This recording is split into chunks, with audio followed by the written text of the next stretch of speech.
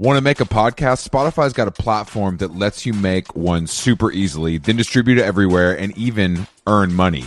We like that. All in one place for totally free. It's called Spotify for Podcasters, and here's how it works. Spotify for Podcasters lets you record and edit podcasts right from your cellular telephone or your computer, so no matter what your setup is like, you can start creating today. Then you can distribute your podcast to Spotify and everywhere else, those other places that podcasts are heard. Video podcasts are also available on Spotify, and when you want to take conversations with your fans to the next level, Q&As and polls are the best way to get them talking. With Spotify for Podcasters, you can earn money in a variety of ways, including ads and podcast subscriptions. And best of all, it's totally free, zero catch. We've been using it ever since we started How Long Gone. And ever since I discovered Spotify for Podcasters, I feel like having the option of turning off the Q&As and the polls on the user dashboard has really helped boost my creativity and take it to another level. I highly recommend giving it a try. Download the Spotify for Podcasters app or go to www.spotify.com/podcasters to get started.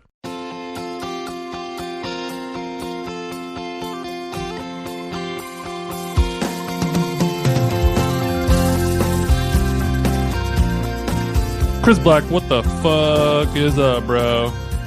Wow, a new fun answer from TJ. I like this. You're just bringing big energy to the table today.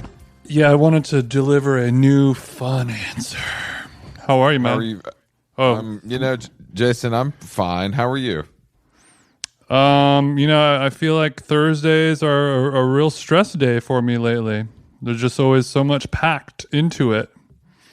It's got me fucked up. TJ, you don't have to tell me, brother. I'm feeling the same way. I'm preaching to the choir. Sure, I know. A lot of these busy things involve both of us together as a team, as a partnership. And that's fine. It's true. You know, we're getting our photo taken today. We are? Yeah, which is a whole different kind of stress, you know what I mean? It's like I got my hair cut, which sunglasses am I going to wear? Like how am I going to pair X top with Y pants? Which transition lenses am I going to wear? There's a lot to consider.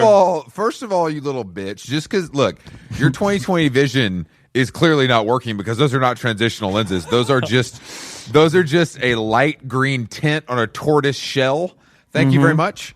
Well, just letting you know that your light green tint on tortoise shell reads transition. And that's okay. It's okay to wear a transition lens. There's a lot of people out there listening right now. There's the trans community is a big fan of this podcast, and there's a lot of people shut the fuck up currently wearing that eyewear, and I think you can pull it off and make it look good. Like, transition lenses can look good. I haven't seen it happen on your skull yet, but I know that somewhere out there it is. It is. Well, I just don't want. I'm trying to loosen you up. I don't want you to overthink it too much because the beauty of us is I underthink it and you overthink it. Is that fair to say, or no? Or I underthink it and you regular think it. I'm smart and you are dumb. I completely agree with that. Well, let's unpack that, Chris. Okay. Well, first of all, I'm kidding, Jason. I do think you're a little. One could say that overthinking something would be, to use your ugly word, dumb.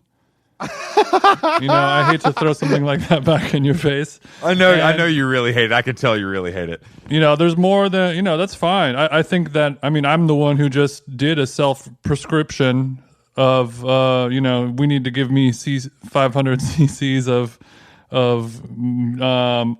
think about it more, and then maybe you could use a little bit less. But because the camera, especially when we're shooting #35, the camera is able to kind of pick up on all of those human emotions that we're going through. Well, yes. Depending on who the photographer is, but of course, we're only working with those who are able to convey emotion through their #35mm, #120mm photos. I assume that it was implied that we would only be working with the photographer of that caliber. Well, you never know.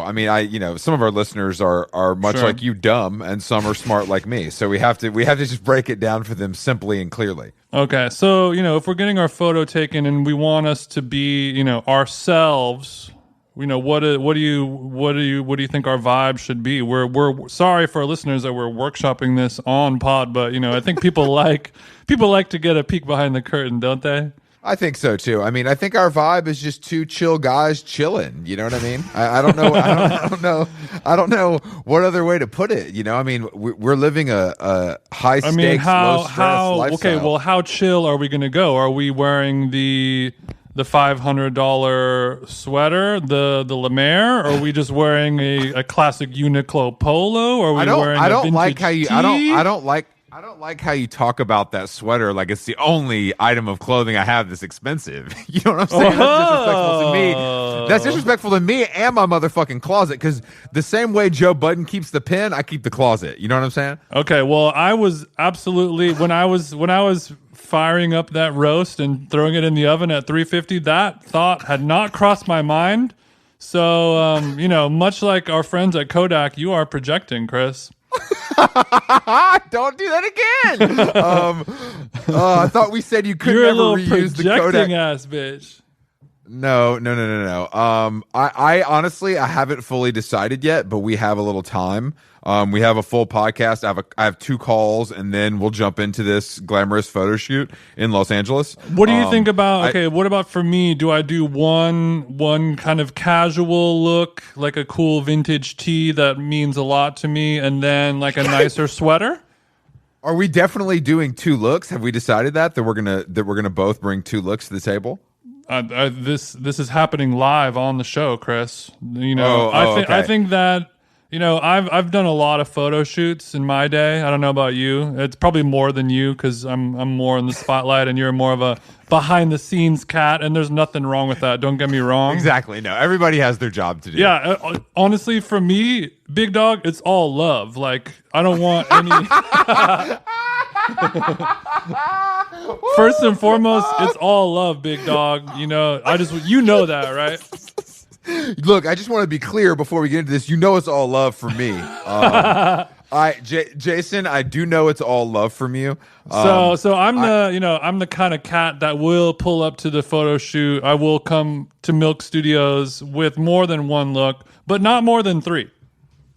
Well, I think that I just don't want to, I'm not sure what the expectations are. It is always good to keep a fly fit tucked in the bins, just in case on the fly I need to switch out shirts. You know what I'm saying? There's always a tall white tee in the trunk for a situation I always keep a fresh XXL white tee in the trunk. The problem is that I'm realizing here with my limited options in Los Angeles that I only have a couple pairs of pants and they look very similar.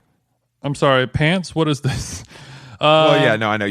That's the other thing that we have going for us is that I will be wearing pants and you will be wearing shorts. So that's immediately differentiates us. Well, since I am so affected by the temperatures, even though it is a beautiful, nice day outside, it still is chilly inside of my house because I am, unfortunately so skinny compared to you that the insulation on my body, and it is an older home for sure, but it's an older home, and I know that you're having a tough time affording installing that heating, but you'll get there one day. I think you'll get there one day. No, my life partner does not enjoy the way the heater affects the dryness of her body, skin, nose and mouth area. None of us like that. But who amongst us does?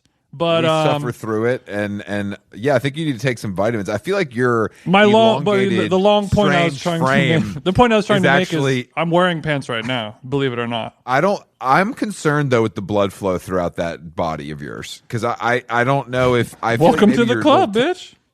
I think your digits on either end could be lacking that flow you need. Yeah, daddy's little extremities are not. You need to give those. you need to give those toes some Kendrick Lamar, bro, some flow. Yeah, no, I mean, just to be clear, my feet and hands are blue in color right now. They're looking like Mitch McConnell. Yeah, I have there is Lou Gehrig's disease and other ailments named after people, and I do have McConnell's. I have McConnell's hand, and that's what's going on. I'm trying to grip my iPhone so that I may browse, explore page hotties, and or play my Angry Birds, and this I could barely hold it up. I keep dropping it on the Damn. floor. Damn, I need careful, kind of bro. a Larry David style phone case because the way I am dropping it so much. The way you be dropping it. Well, Yeah. I mean, outfit-wise, I'm undecided, but I do have... I kind of like that I have limited options, so I'm not rifling through my overpacked New York City closet. I have limited options, and I think that's going to help me make a more focused choice. I'm a firm believer in the fact that limitations will actually help promote creativity, Chris. I think that if you had your, you know what, go the fuck off. But if you were at home right now in the failing Lower East Side of Manhattan with your entire show some respect to the failing East Village. Don't lump it in. Oh, I love the East Village, baby. I used to DJ on the East Village radio, get a nice slice of NYC pizza. Ooh, baby. But if you were in the I want to quit. I want to quit this podcast. You can't quit me, you little bitch. I know. Yeah, you need my long teeth chattering ass. Dumbass. Anyway, if you were in the East Village and you were able to open up that big NYC walk-in closet, Carrie Bradshaw style, and be like, what's it going to be today? Which one of my vintage 90s band t-shirts, which Gin Blossoms long sleeve is it going to be today? I wish I had a Gin Blossom. If I had a Gin Blossoms long sleeve, this discussion would not be happening. If that was going on, I do have... your bald little head would be spinning. I did get a little fresh lineup. You know what I'm saying? My shit is looking crispy. Thank you for noticing. I am contemplating I did receive in the mail a new vintage tee that is very cherry, and I'm considering premiering it today. Premiere it. So can you give me a clue? Can I guess what it is? This could be a fun fodder. I mean, I don't know what clues to give you, really. Wow, great. I love your imagination. I love how that brain of yours works, Chris. I'm not a big imagination guy. I'm an adult. Wow. Chris, was Steve Jobs? It's a Bell and Sebastian. It's a Bell and Sebastian if you're feeling sinister. Wow. Very cool. Thanks for that cool. Very cool. Thanks for that hint on what it might be. Let me guess, Chris. I don't want to play games. Much like Monopoly, I hate them. I hate all games. I hate card games. I hate board games. So you're not unlike a Tyga. You're really not about the games, right? You don't like to play around. You're not here for the drama. Tyga and I align on so many things. That's just one of them. Right. Failing Tyga also does not play games. You can catch him. Tyga is the opposite of failing, Jason. I think Tyga is actually stacking paper in Calabasas like maybe never before. Really? Yeah. Honestly, his touring has really picked up, and he's making. No, I think he sold a few Tigers, and got rid of a Lambo or two, and he's back on top, bro. No, I honestly think Tyga. I think liquidating your assets is not something that somebody does when they're back on top. I think that's more of a. Well, I mean, he was destroyed by the evil empire Kardashian family, and he had to start from scratch, basically. Right, and he shows up to the house in Calabasas, hat in hand, saying, "Hey guys, I'm a little cash poor right now, but I am wealthy in exotic animals." Yeah, he probably unloaded a couple exotic animals, and then he had a couple streaming hits, dude. You stream in the millions and millions. That lines the pockets. Your boy Tyga. Yeah, he does get millions of plays every month, but we've all seen the numbers of what your Apple and Spotify and unless it's Tidal.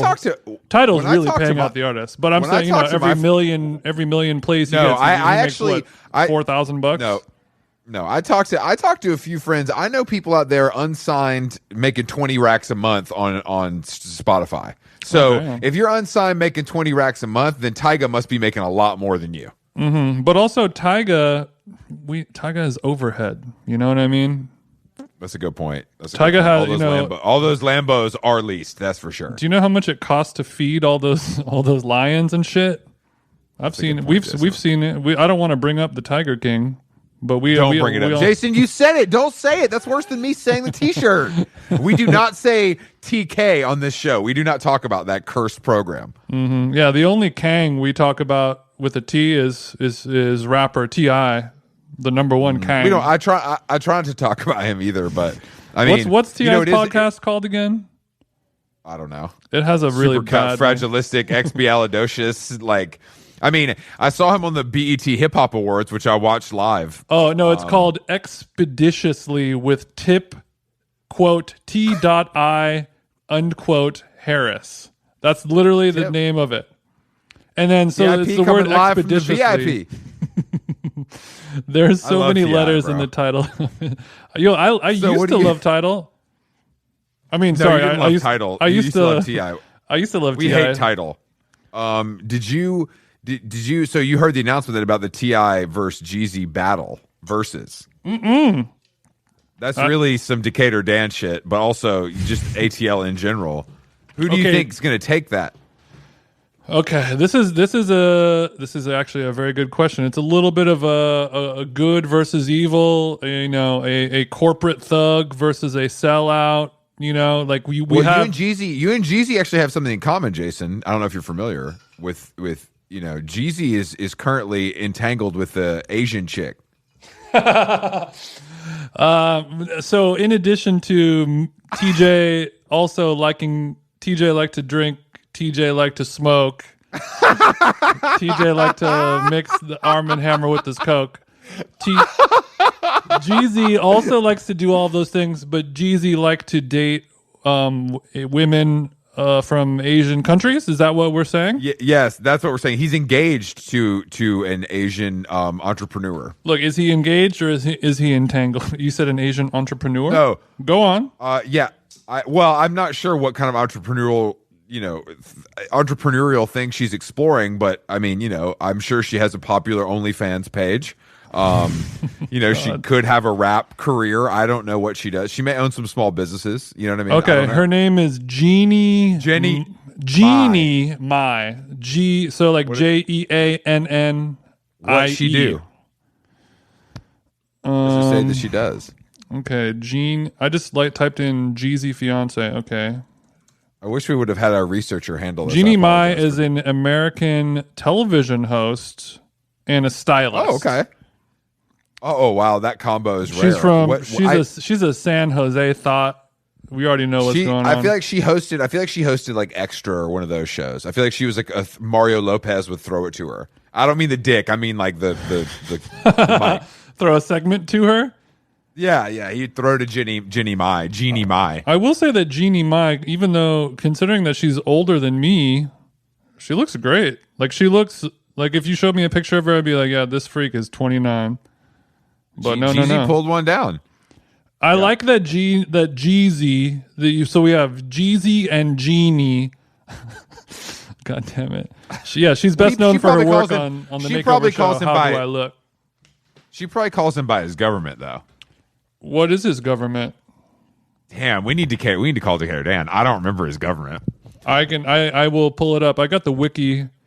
Look, I typed in Jeezy on Wikipedia, and the first line says, not to be confused with G-Eazy.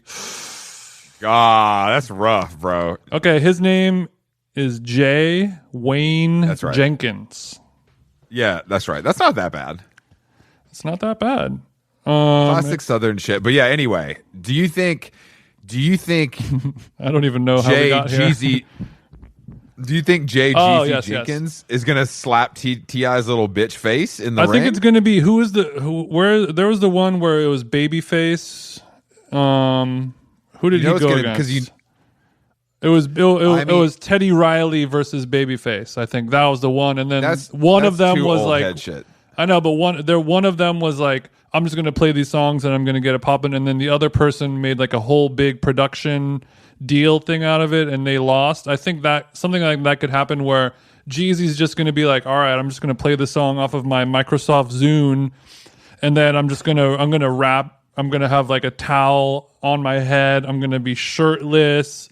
It's going to be the Jeezy that we want. And then T.I. is going to have like backup dancers, and he's going to be wearing like a 3-piece like Armani suit, and he's going to be trying to get his like like sexy boy swag. Like I'm a real pimp, pimp kind of like change clothes, Robin Thicke ass vibe going on. I'm a young that's what CEO, baby. Haha. I wonder because Jeezy to me is obviously a certified legend, but T.I. is definitely more of a certified crossover legend. So it's gonna be, Go ahead. What do you want to hear more? I want to hear Jeezy more than most T.I. songs. I want to hear Rubber Band Man 3 times, and I'll keep it moving.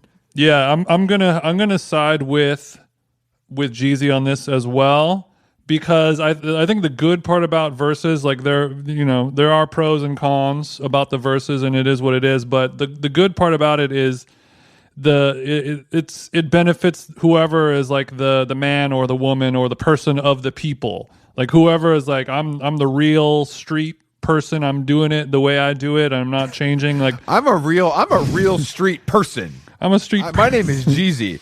I'm a real street person. Yeah. So I think whoever is kind of like the people's champ, as it were, usually succeeds, and I think that will happen. Even though T.I. has way more hit songs than Jeezy, way more. I think on the other side of the coin, T.I. also has way more bad songs than Jeezy. Way more. Yeah, so like Jeezy songs are like pizza. Even a bad slice is still pretty good. Whereas T.I. has, he's probably sitting on many stinkers, especially now that he's like an old man and he went to jail. Shit. I mean, he's got the joint. He's got the joint with MIA though. Yeah, that's true. That's a classic. Jeezy's got Go Crazy though. No, Jeezy is going to win because he's got My President Is Black. Good point. Ooh, baby, what a tune. But he's got so many, and I think T.I. is just going to be corny. That's a bit. They're both kind of corny because T.I. is corny. What is? My question is. Luckily, it's so nice to have a co-host that's a former DJ. But what rang off in the club the most of these two artists? Would you say a T.I., Rihanna, Jay-Z song, or was there a time where Jeezy was really blowing up the block in LA? Was Hollywood Boulevard bumping Jeezy? The type of clubs that I play at, because I have my ear to the streets, is more Jeezy forward on the palette than T.I. But T.I., old T.I., bring him out for bring him out. Oh, I forgot about Bring Him Out. Bring Him Out is an absolute. I'll put my head through the wall when that shit comes on. Yeah, that was good stuff. His first that was good. That T.I., that's some good stuff, man. That's he had a lot of good songs on trap music.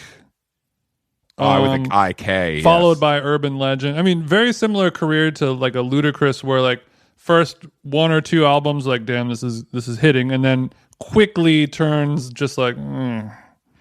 But yeah, the first album has 24. Aging into hip hop is virtually impossible. It really is. It's virtually impossible, and people can say Jay-Z has done it, but he hasn't because his music is whack. So, I would argue it shouldn't be done. But yeah, I would argue maybe they would say the same about podcasters, but we're here to prove that wrong. You know what I'm saying? Yeah. Nowadays in the podcast world, Chris Black is the only king of the South. That's right. Yeah. Fuck all you other little Southern podcasters. You already know that I'm. I don't see you out there. I don't see you at Linux on a Saturday. I haven't seen you there. Yeah, you wasn't with Jazzy Fizzle, Product Shizzle. That's true, actually. You wasn't there with Chris and DJ Toomp. I went to Phipps Plaza and I asked about you at the Gucci store and they said they had no idea. So yeah, every sales associate at the Gucci store did not know who you were. I'm just saying that. I'm just saying that doesn't mean a lot to somebody, but it means a lot to me. You know what Chris, I'm saying? we're about to throw to our guest today, and I put on a face mask before this. It is a green algae, some type of algae mask. Am I okay to wear that for the entire hour, or will burning start happening? No. I mean, some of those, I would use as directed. Obviously, I'm no doctor, but, do you, bro. I did my mask. It's actually better to do them the night before a big photo shoot because sometimes they can leave your skin feeling a little red and irritated because of the power, depending on what you're doing. I used an S.U.P kind of hydrating and brightening last night before bed. Hydrating and brightening. Okay. And then I also use my new eye cream. Damn, I should have brought this up earlier. I feel like this is really what you wanted to talk about.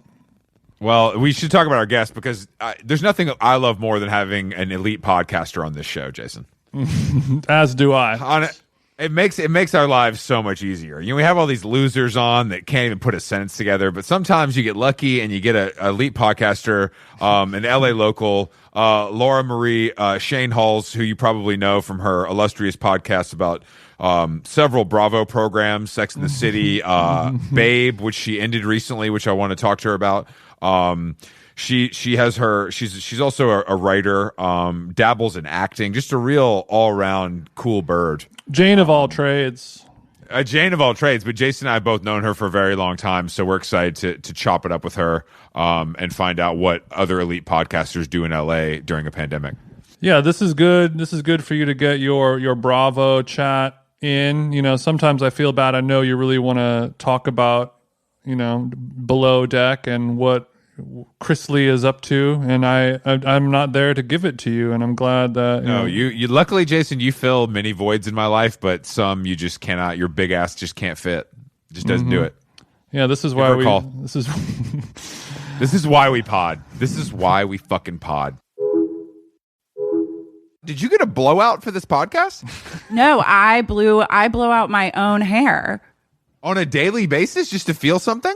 On like a tri-weekly basis, probably. If on a good week. So so every time we put out a new podcast episode, you're like, oh, I'm blowing out. It's time to blow out. Okay. That's my reminder, actually. Mark your calendars, guys. It's blowout time. Tuesday, Thursday, Saturday. I mean, it's perfect. I get the wrist going. Yeah. Yeah. For your social schedule, that probably works out well as well. Is this what something... social schedule? Jason and I are packed social schedules as super spreaders in the community, but I mean, we're going. No, I'm like we go to different grocery stores as well as the other local outdoor tennis courts. The park. Yeah, where are you going? I haven't seen you at Erewhon, which is a little concerning. I know. I've walked by Erewhon a lot of times and have thought of you. And I think one time I did walk by and then I was looking at Instagram and you were there. So it was like the psychic Erewhon connection. I'm not going anywhere. I go to workout classes on a garage rooftop, but I've gotten pretty sick of those. Feels dirty. Are you saying that COVID isn't over? Because that's kind of against how our podcast stands on the subject. I like living in your world where COVID is not existing. Like when I listen to the pod, Welcome it feels good. It feels good. Hug. Mask off. But I think COVID is actually, unfortunately, like still raging on.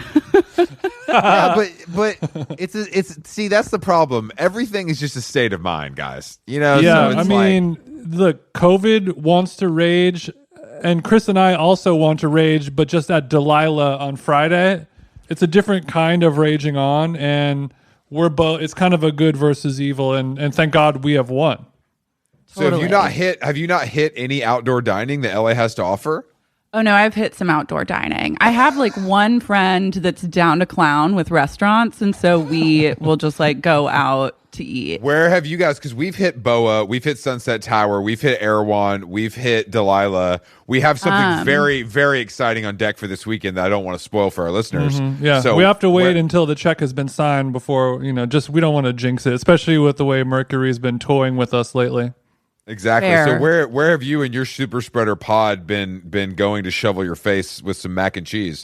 Well, I just went to the Bearish, Nancy Silverton's new joint at the failing Roosevelt Hotel, and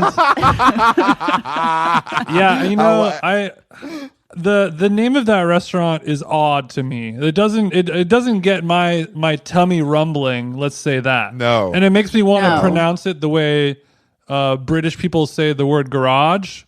I want to say Barish, like garage. It feels like an 1800s like torture chamber. I think I think the bearish word, because I was actually I had a couple meetings with her in the infant stages of this restaurant like a couple years ago, And I think it's like it involves like early Jewish settlers in Canada who were like cattle tradesmen of some sort. Love it. I'm licking my chops. So how was it? It was really good. There is one appetizer that I've been like craving ever since, which is like a melted mozzarella on a sourdough bread toasted with like an anchovy spread. Sign me up. Are you saying that you had pizza there and they served it as an appetizer? That's crazy. That does sound like a fun, wild. Yeah, they have restaurant. that at No, it was more like a grilled cheese sandwich. Oh, okay. Oh, okay. We also where else did we go? Oh, we went separately to Bar Restaurant in Silver Lake, which was very good. Okay, can I tell you my dirty secret with Boa is I was getting takeout from Boa. All American reject voice. I'm going to tell you my dirty little Boa secret. You've been doing dirty Boa secret. What the fuck are you getting takeout from Boa? Jesus, that's like ordering takeout from Disneyland. Like I just love their churros. Okay, so you've been getting steak Postmates from Boa. Yeah, Is early this a in social core, experiment, or are you just rich? What's going on? kind of. I was just like rolling the dice. I felt like I was saving money in a lot of ways because like life just shut down. So then I was like, you know what? I'm feeling decadent, like, and there's nowhere to get a steak, and I really don't feel like going to the store and like grilling one up myself. Fuck it. I'm just gonna order some takeout from Boa, and then I did it 2 more times. How is their packaging? What's their user journey unboxing experience like? Actually, their packaging is pretty good. They wrap it up in a Boa bag. Like they have their own Boa bag that they deliver it in. That's like you could use it as a grocery bag if you were so inclined to like you're saying reuse it's sustainable and reusable. Sustainable, reusable. So and that then Boa they bag, have, perfect for Christmas when you're sending your fun prank gifts, you know. Yeah, just re-gift it. Okay, so it was good. It was good. I mean, it scratched the itch. It did what it needed to do, and I went back for more. Was it delivered by like a hot TikToker or just a regular delivery person? Just a regular Postmater, a hot Postmater, but a Postmater nonetheless. Was it actually a hot Postmater? Yeah, but I think a lot of Postmates, like it depends on a lot of Postmates. Chris. It depends on what part of town you're living in. You know, there's hot spots for COVID. And there's hot spots for just people. And if you're in, you know, Chris's playground, West Hollywood, the delivery drivers are going to be much more attractive there, Santa Monica, etc., versus like the Alhambra or the Torrance. Is Santa Monica? What's worse, Santa Monica or Venice? They're both torch neighborhoods. Which one is worse? Which one would you rather spend less time in? I would rather spend less time in Santa Monica, I think. Same. I think Venice has more to offer for my advanced culinary palate.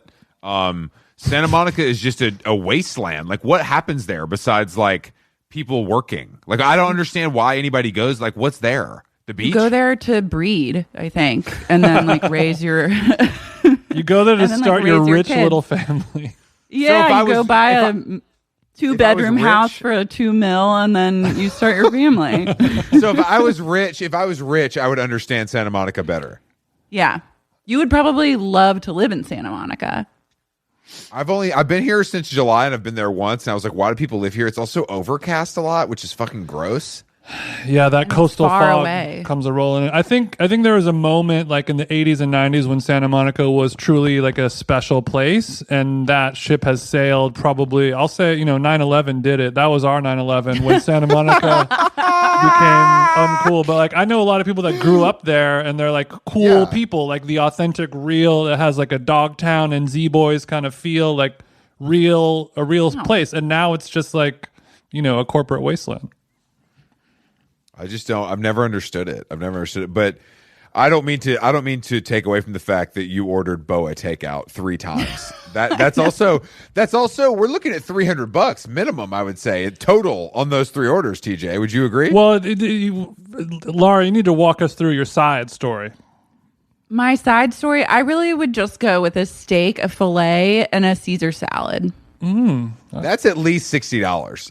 Yeah. Plus I mean, it's not cheap. I've gone wild with Postmates and food during Core because, like, what else is there to do? So when you order the boa steak, do you make yourself a dirty little martini at home from the wet dry bar? No, I don't do a cocktail at home. I like a wine journey. So I would get like a bottle of wine from like Helen's. Also, Italy was a very safe place for me during the early days of Core because it was the only grocery store that like didn't have anyone in it. So, and they give you gloves to shop and like they treat you really well there. Gloves don't do anything. First but and it's foremost. nice. It's that extra touch. Yeah, it's the client appreciation that I love getting handed a shitty pair of disposable. But also, they were nice gloves, Chris. Yeah. They were nice. And also, when you go to Italy, they give you the full size run. And also, if you have like someone peppy working it, they'll be like, "Let me guess, XL," and I'm like, "Oh, well, I'm home." It's great. It's great, and they'll do a forehead tester with the temperature. It is nice. So I was going there early days as well. So you acted like you weren't a super spreader at the beginning of this conversation, but I think I've always been a super spreader.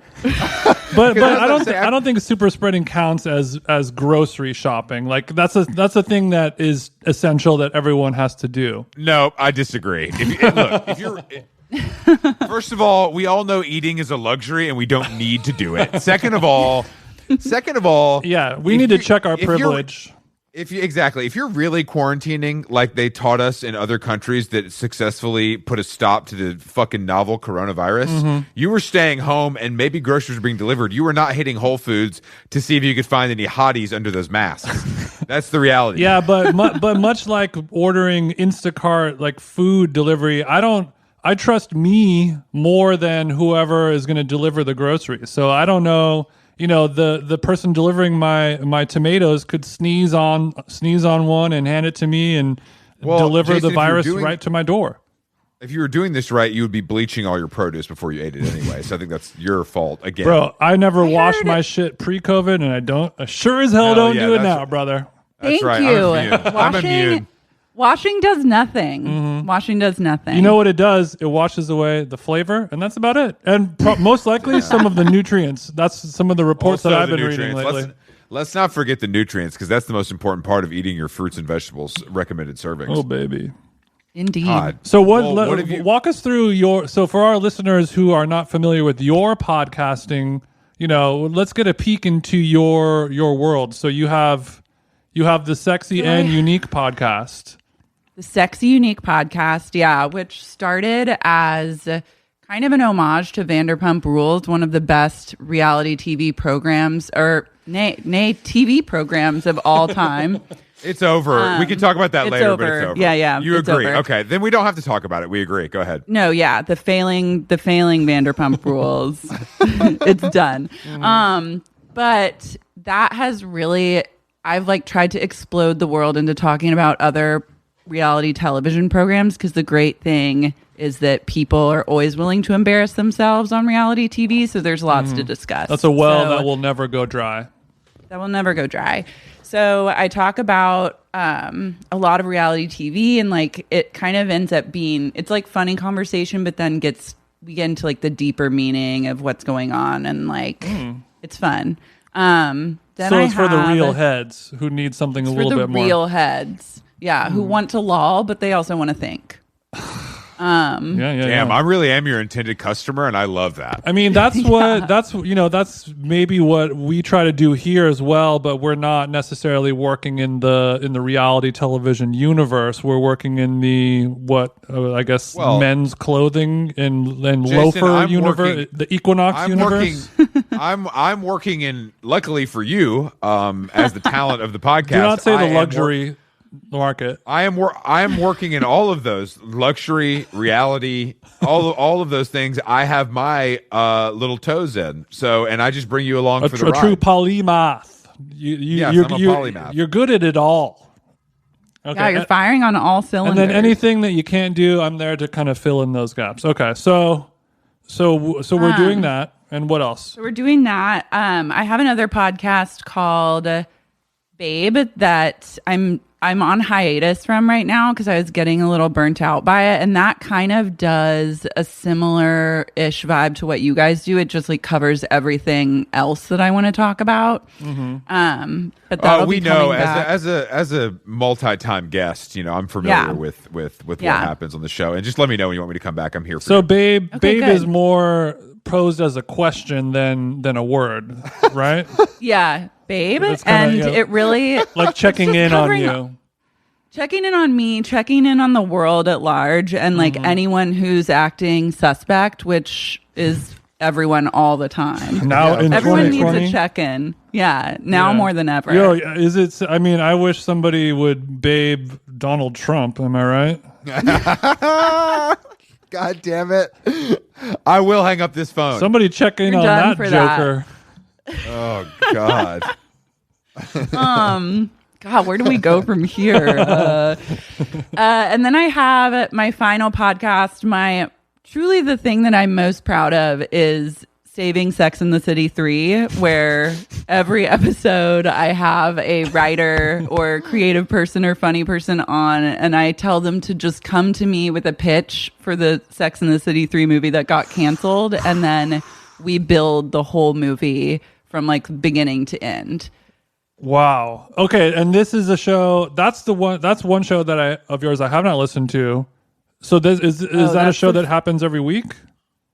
No, it happens for just no money. Like I make it's a passion project, believe it or not. But I mean, I could see that turning. I mean, is it? I was saying, is it something that happens every week, or does it pop up when it needs to? It pops up when it needs to for now, but I'm looking to make a push into like a weekly vibe. Basically, I've like realized I need to have like a team around me, like more than just me doing all the podcast stuff, because I do it all. You do it all. So you're hosting it, you're coming up with the ideas, you're uploading it, you're doing the artwork, you're promoting editing it. or getting someone to do the artwork, but everything else. Right. You're delegating tasks. So you maybe you need an intern. Yeah, I need an intern, or just like I imagine like Team Lars that just can like it's like my House of Gaga or something that I can be. And if the person who is uploading these episodes was also pretty good with a blow dryer, that couldn't hurt, right? Hey, I'll take it. Yeah, added bonus. Okay, that's what we good. need, I think, in our intern, Jason. Sick with the blow dryer is high on my list of skill sets beyond Photoshop.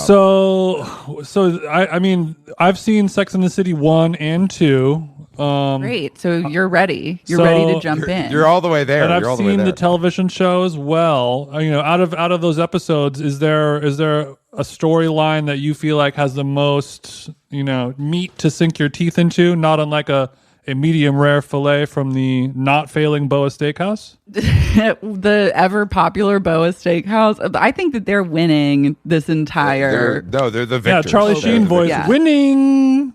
Oh my God! What the fuck? So the great thing about Saving Sex and the City 3 is that you can get like you have like I had like Dan Levy from Schitt's Creek on, and he did like a very true to Emmy winner, by the way, Dan Levy. Where do you go from there? Still never watched that show. I just can't. I don't know what my problem is. You're not a Creek boy? You're not either. I know you never watched that shit. I actually watched the finale, the whole season, once it finally went up on Netflix. And then I watched the hour-long wrap-up episode.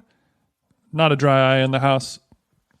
Well, he did wear a Tom Brown skirt to win the Emmy, so I back him obviously unequivocally. But anyway, what did he do for Sex and the City? Yeah, what picture did he paint with his sexy little brush?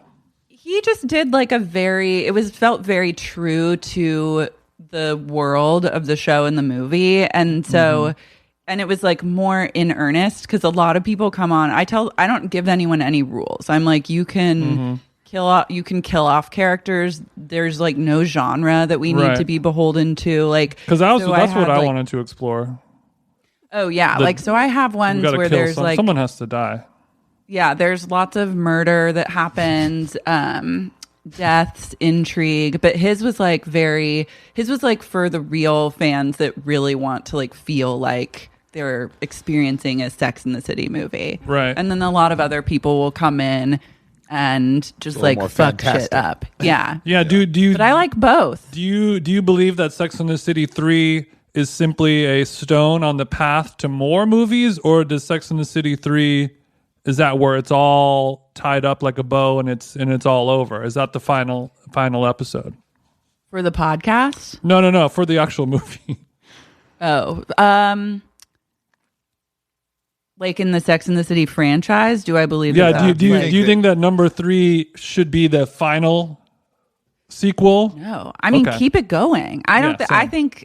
I think that 3 will happen someday. I just like believe that. Dude, I don't. They hate each other. Kim and they hate each Carrie. other, but you cannot discount the nostalgia factor. And also, it's like they could do it in like 10 years. You know what I mean? Okay, they could do like book club Sex and the City 3. So, are you talking about the film book club? Mm-hmm. Yeah, but like, I'm talking about like they're the age of the book club ladies, which book club kind of was Sex and the City 3 in a way, if you think about it. Yeah, book club was is menopause, Sex and the City. Sex and the City for old bitches, and book club is a pretty good movie actually. Yeah, I liked it. It's great. Oh yeah, I'm a little hungover. I ordered a sandwich, on Postmates. I'm watching that shit. So, okay, this is all good information. But what about? Would you ever accept a reboot of Sex and the City with younger cast members, like how they're doing for Gossip Girl? I would accept it and I would watch it, but I don't know if I would like it. Who would be in it though? Who's your dream? Who's your dream participant? Who is Zendaya going to play? Is what Chris wants to know. I think Zendaya is a little uptight. And do you think? I don't see her in a Sex and the City world. But the Sex and the City cast, all 4 ladies are white. Do you think they will interject a bi POC person into that cast? Of course. Yeah, they would have to. They would have to make it more reflective. A person that is always coming up on the podcast, because we've done episodes where there's like a movie within the movie. Okay, Entourage. Zoe Kravitz comes up a lot as like someone who would play one of the girls. So I see that. We're a big fan. I could see Zoe as a Samantha, a powerful, sexually charged queen. Mm-hmm. It's not. She's very. No. What would you? She what could do you do think Carrie. She could do Samantha. She could do any of them, honestly. I want Samantha to be a more heavy set woman. Oh, you want Lizzo? You want Lizzo as Samantha? No. Great Lizzo, idea, no. Lizzo. Okay, I got it. Lizzo is a false hoe. She's a flute player. She's not riding. She's not riding dog. D. Yeah, I need a real fat hoe, not a fake Lizzo one.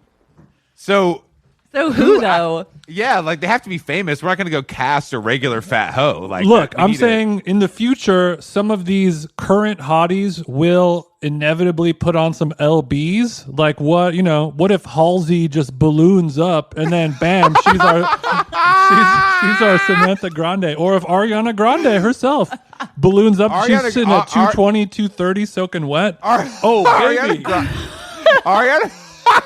Ariana Grande absolutely.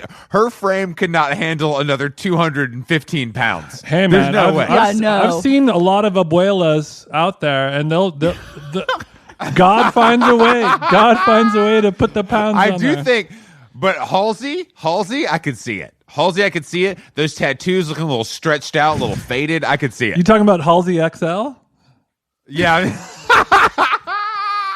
Mm-hmm.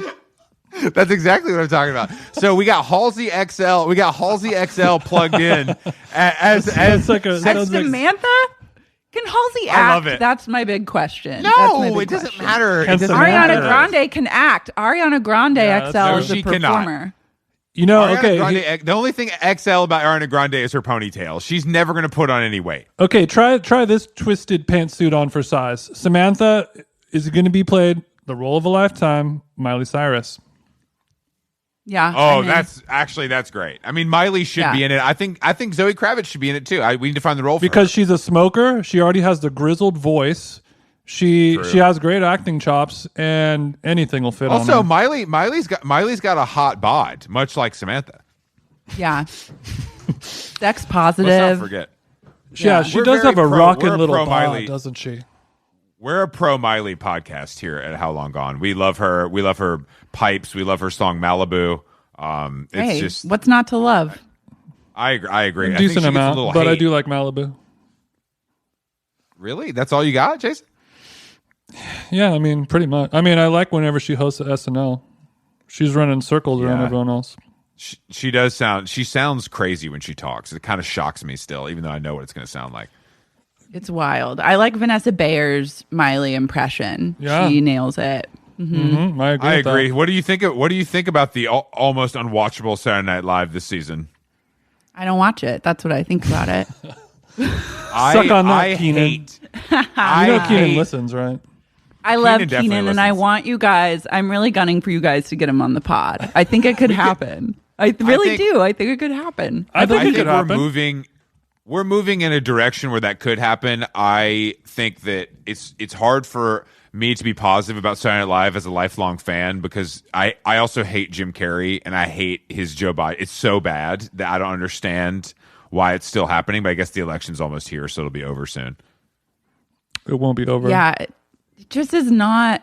It doesn't hit the like cultural bull point that I want it to hit. Like it just never does it anymore. So that it's hard for me to just like sit by and give it my time when it gives me nothing. Well, in return. we're all very busy. I understand that, but I mean, But as I've gotten older, I always wonder: is it not hitting that cultural bullseye for me, or have I aged out of the target demographic because I feel like high school age is where SNL hits?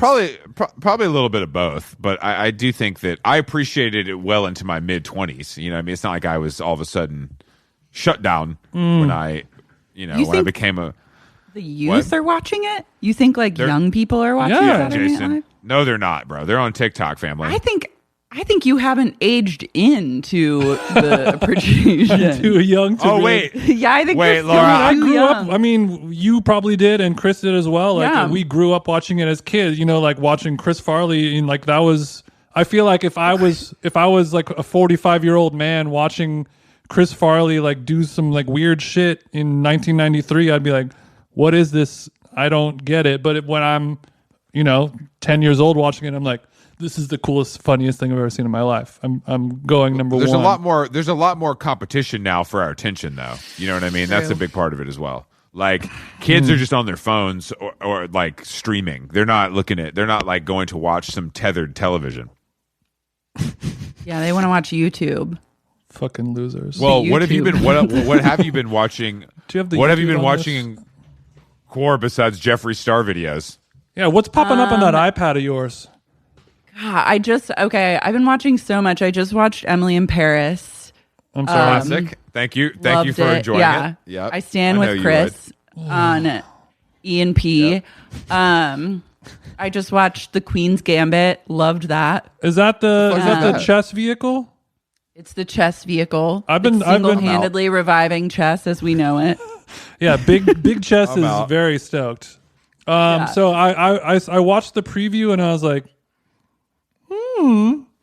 but I've yet to pull the trigger. But you say it's good. I recommend. Is yeah. it? Would you I say it's Mrs. Maisel for chess? No, it's like a more. It's That like a sounds drama. terrible. It's like Look, I liked Mrs. Mrs. Maisel of I chess. loved Maisel, but it did need more chess. yeah. Maisel is an industry plant. Maisel is like the Her of television. The psyop, you'd say. It's a psyop. No one I know. I don't know anybody who watches it. Everybody's like, "Oh, it's amazing! It's amazing." I'm a Maisel head. I will tell you, Chris, I watched it as well. You guys are fucking I'm a- nerds, man. Yeah, I guess You gotta do what you gotta do. It's comedy. it's Is it comedy, funny? Is it baby. supposed to be funny? I think Maisel- But it's actually. Yeah, it's funny. I think their strength is like really quick, snappy Jewish writing. I think that's where they really shine. So why would that appeal Yeah. to either of you goys? Then I don't understand. Hey, I like- I have a Jew fetish. Is that true? Okay, all right, that's good enough. Yeah, I mean, I love Jewish culture, and I like seeing that show. Mm-hmm.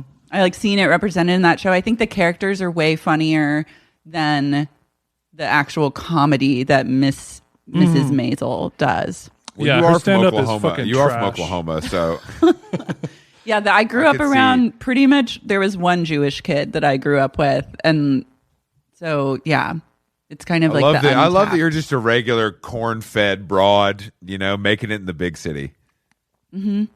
Had big dreams. Had to go chase this big podcast dreams. I had big dreams of podcasting in my apartment. It's going really So well. you said used had in the past tense. Are those dreams extinguished, or are they still alive? They're still alive. I'm holding on by a thread these days. Like, honestly, COVID really wrecked my 2020. Like, I had so much that was gonna happen. Really? I was like gonna do live touring for the podcast and do like live shows, and so all those got canceled. I was supposed to go on like a super luxurious trip to South Africa, and then that got canceled. So like, I'm just now coming to terms with kind of all of that stuff. So you took a pretty, some big blows then, on the career and on the life, because it sucks because you probably, planning very far in advance, all of these things and a lot of wheels in motion. Yeah, I like started the year and I was like, wow, I'm like booked and busy through June or July. And then like I got to get some stuff on for the summer and like things are really moving. And then all of a sudden everything came to a screeching halt. And then I just turned to Italy and kind of lived in a state of boa denial for a while. And then now crawling out of the hole, I'm like, wow, this year really sucked ass. But have there been any positives, any new discoveries or silver linings other than being able to check in on your mental health? The ultimate silver lining is just that podcasting was an industry that was relatively unaffected. So that has been great. Like I'm like really lucky in that sense. So that's why I don't bitch a lot about the other stuff. But I feel like this is an elite podcast with elite listeners. So do you have other projects going on? Like, do you have writing projects and stuff you can do at home in the same way that the podcasting works? Yeah, I've been working on a book for a while. So I'll go into that. And then when I get sick of it, like I'll come out of it. It has no deadline at the moment. So I dip my toe into that, but it's also kind of like depressing subject matter. So it's hard to really like go there. Yeah. Is that something that would you want to talk about what that book is about or no? Sure. Yeah. When I was a teen, I was like a very troubled teen, and I was sent away to therapeutic boarding school for 2 years. And so the book is about like being an out of control teen and then going to this boarding school that was like, I don't know if you guys watched the Paris Hilton documentary, but it was one of the boarding schools. Yeah. Well, she went to my school and ran away from it. And so it's like one of those. So you were a troubled and out of control teen. Yeah. What believe it or not. I don't.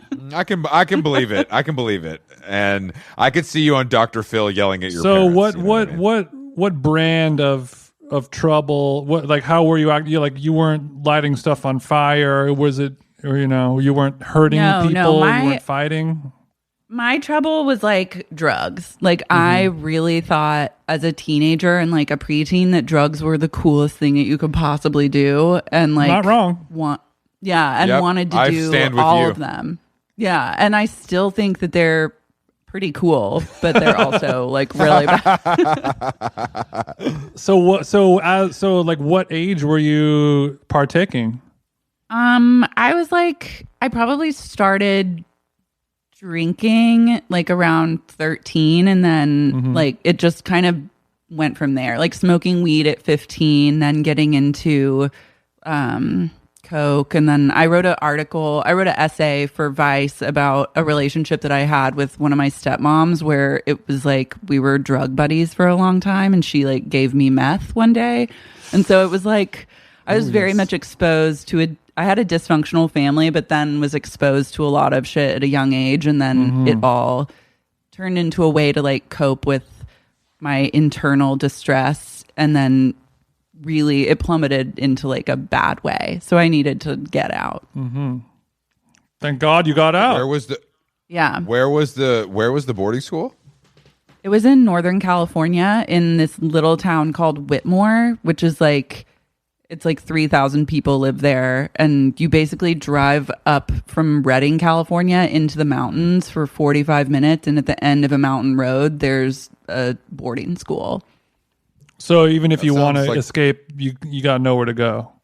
You have to like, yeah, you're about 33 miles from the nearest big town. And girls did run away and like hitchhike down to town. But then if you're under 18, you're going to be brought back by like a bodyguard or like some hired bounty hunter type.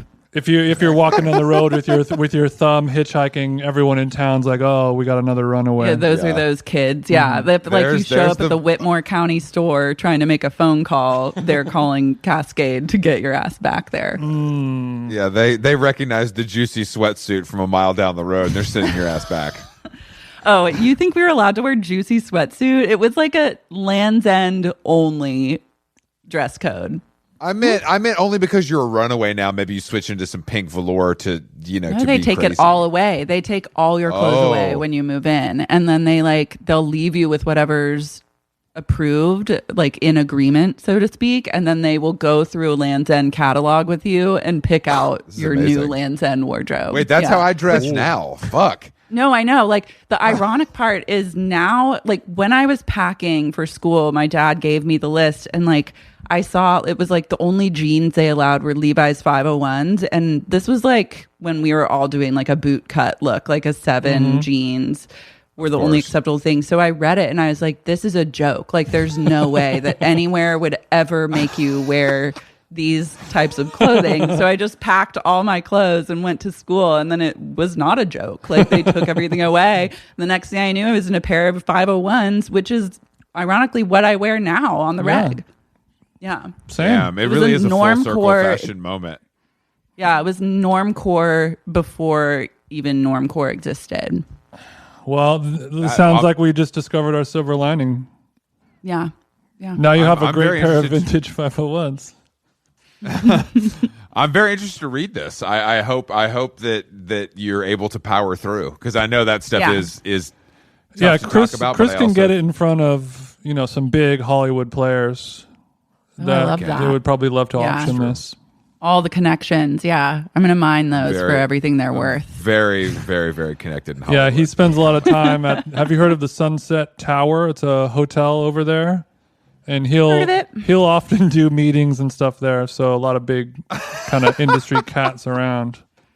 Wait, is Sunset Tower like popping off now? Because I went there mid-core and it was a sad scene.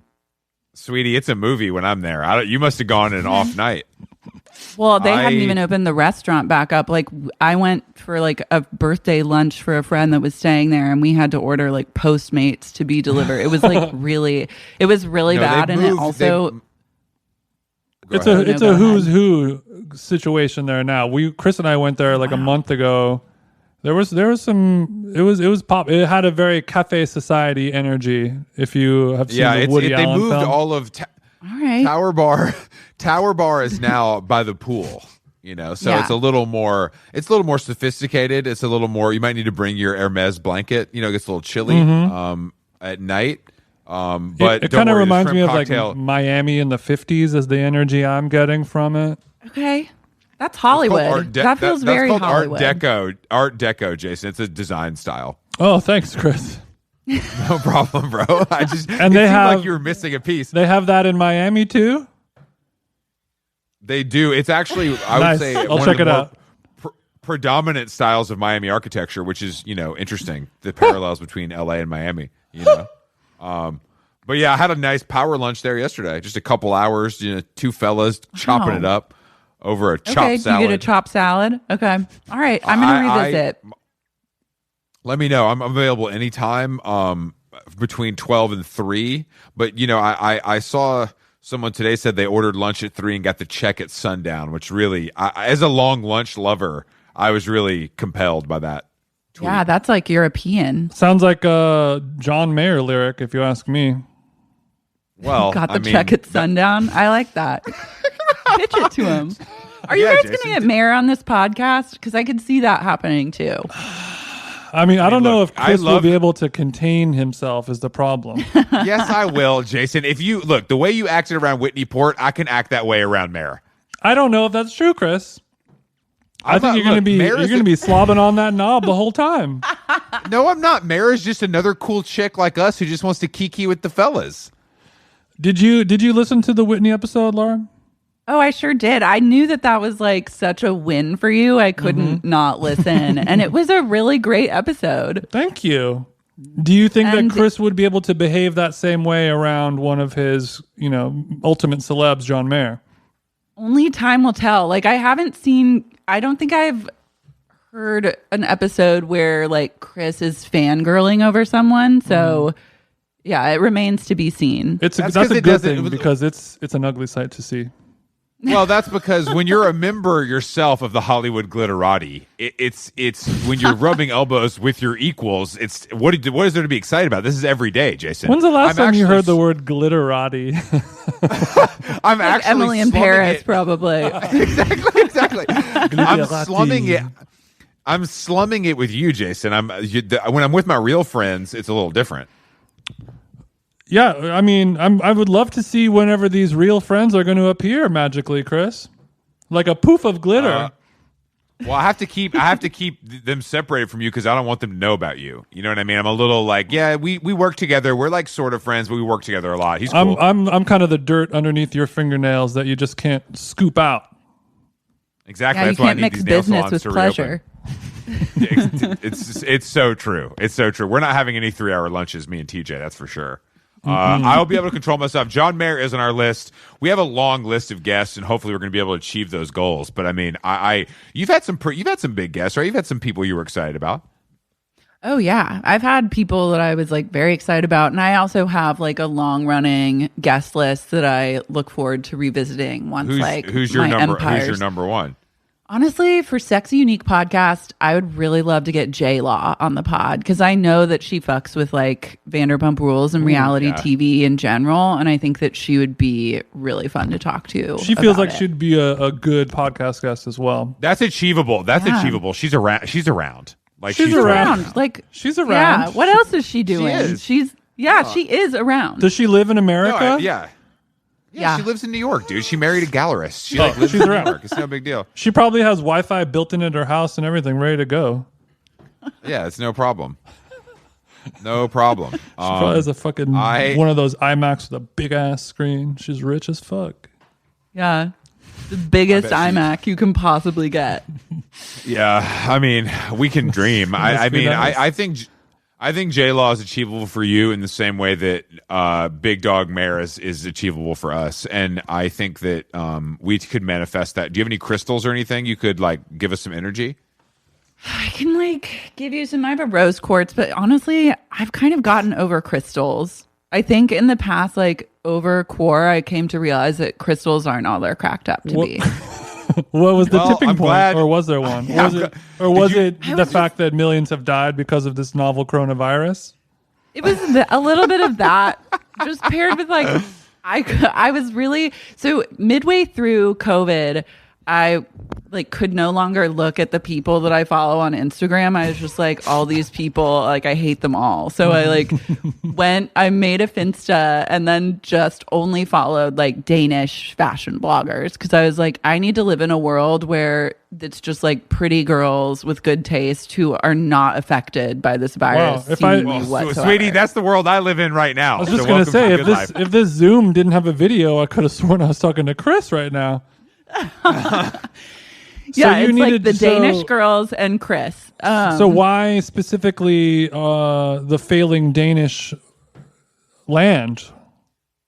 It was like they seemed to be carrying on business as usual and going on lots of vacations and like literally it was like they're living in an alternate universe. Right. So that the COVID world did not really affect their lifestyle at all. Yeah, I mean, there isn't even a word. TBD. The Danish language doesn't even have a word for mask. Yeah, I didn't see a mask. There was nary a mask to be found amongst the Danes. So what do you think that says like, about? What do you think that says about you if you needed to create this alternative universe to scroll through?